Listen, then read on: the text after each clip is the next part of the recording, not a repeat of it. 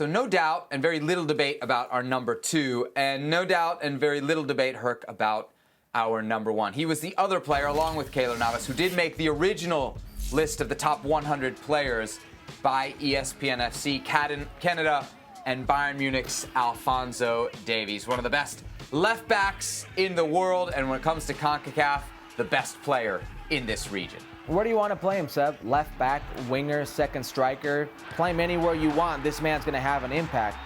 You'd be very hard-pressed to find a player that is so dominant in CONCACAF today, yet alone its history. I got to go back to Hugo Sanchez if I want to talk about dominance, honestly, in CONCACAF. That's what Alphonso Davies is today. It's what he can do, how he can impact the game. He was number 2 left back, number 2 left-rated back in the world in the ESPN Top 100, and I thought he was robbed. You could make a case for him being the best player in that position, and he just learned the position a year ago. I mean, it wasn't too long ago that he was playing in a final, okay?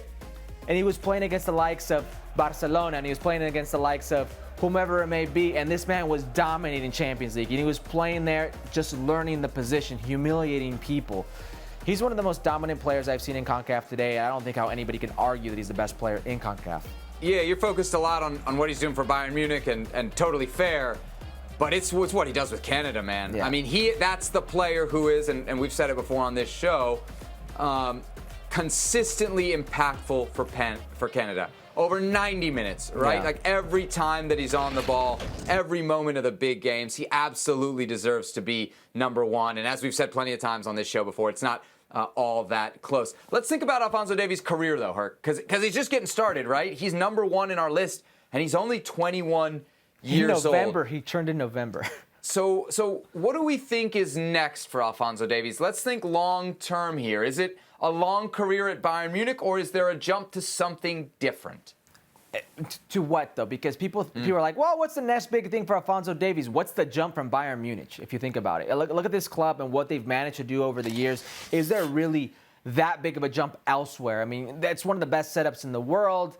You're going to fight for titles domestically. You're going to fight for titles at a Champions League level. I don't think there is a bigger jump. I think we're talking about him holding that down for quite some time, and then later on, maybe there is that jump. But where do you go from Bayern Munich? Yeah. I mean, there's always going to be a challenge at Bayern, right? They're never going to stop either bringing players through their academy, signing the best players from around the Bundesliga, or signing the best players from around Europe. So I don't know that we can just guarantee that Alphonso Davies is going to be a starter for the next decade. But a player who I think we might see a similar career path, how about David Alaba? No, who spent a long time, a decade actually at Bayern Munich, won 10 Bundesliga titles, and then when he was ready and when he got to the point where his salary demands were more than Bayern Munich, because Bayern Munich does have a ceiling, right? They're going to pay you, but they're not going to go crazy like some of the PSGs, Manchester Cities, Real Madrid of the world's will.